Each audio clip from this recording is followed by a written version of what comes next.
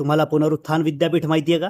Scroll करू नका, कारण ही काही साधीसुधी युनिव्हर्सिटी नाहीये किंवा युनिव्हर्सिटी प्रमोशन नाहीये. हे आपल्या भारतीय संस्कृतीचं रिबूट बटन आहे. तुम्ही विचार कराल काय वेगळं मिळतं रे बाबा इथे?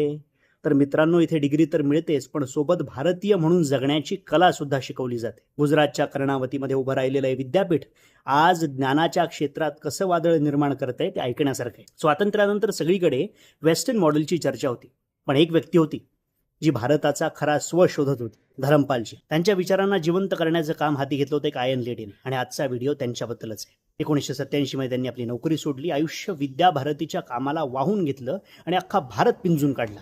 भारतीय शिक्षण पद्धतीच्या पुनरुत्थानाचं त्यांचं ध्येय इतकं प्रबळ होतं की 2004 साली ट्रस्टची स्थापना झाली आणि 2023 मध्ये या विद्यापीठानं तब्बल 1051 ग्रंथांचं एकाच वेळी प्रकाशन केलं.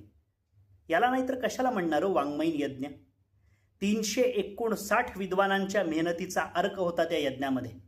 इंदुमतीजी म्हणतात, कोणतंही मोठं काम एका दिवसात होत नाही, 3 पिढ्यांची मेहनत लागते. आणि याच ध्येयानं हे विद्यापीठ 60 वर्षांचा रोडमॅप घेऊन चाललंय.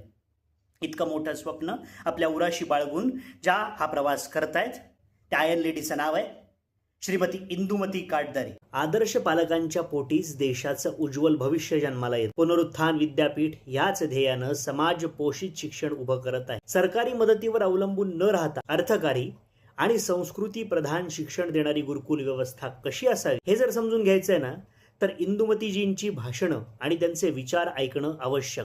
चला या ज्ञानाच्या दीपस्तंभासोबत जोडले जाऊया आणि येणाऱ्या पिढीसाठी एक समर्थ भारत घडवूया. धन्यवाद.